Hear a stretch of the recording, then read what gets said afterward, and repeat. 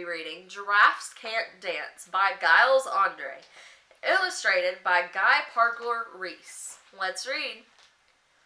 Gerald was a tall giraffe whose neck was long and slim, but his knees were awfully crooked and his legs were rather thin. He was very good at standing still and munching shoots off trees, but when he tried to run around, he buckled at the knees.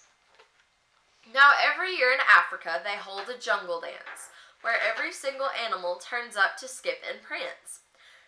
And this year, when the day arrived, poor Gerald felt so sad because when it came to dancing, he was really very bad. The warthog started waltzing and the rhinos rock and rolled. The lions danced a tango that was elegant and bold. Chimps all did a cha-cha with a very Latin feel, and 8 baboons then teamed up for a splendid Scottish reel. Gerald swallowed bravely as he walked toward the floor, but the lions saw him coming, and soon they began to roar. "Hey, look at clumsy Gerald," all the animals sneered. "Giraffes can't dance, you silly fool." "Oh, Gerald, you are so weird." Gerald simply froze up. He was rooted to the spot.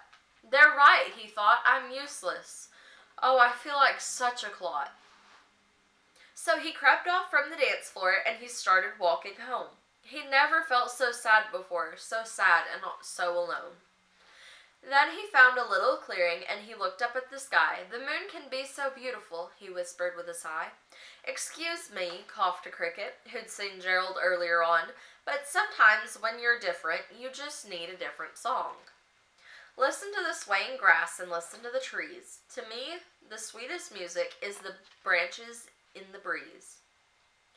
So imagine that the lovely moon is playing just for you.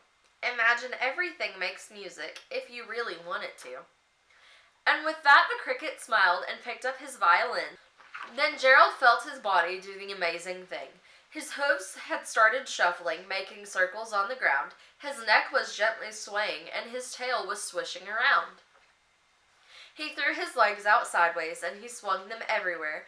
Then he did a backward somersault and leapt up in the air. Gerald felt so wonderful his mouth was open wide. "I'm dancing! Yes, I'm dancing! I'm dancing!" Gerald cried.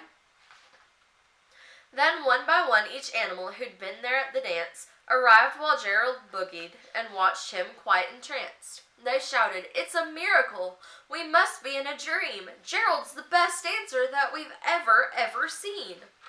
How did you learn to dance like that? Please, Gerald, tell us how."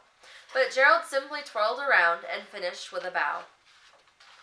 Then he raised his head up and looked up at the moon and the stars above. "We can all dance," he said, "when we find the music that we love." The end. Thanks so much for watching. Make sure you like and subscribe, and I'll see y'all in the next one. Bye, guys!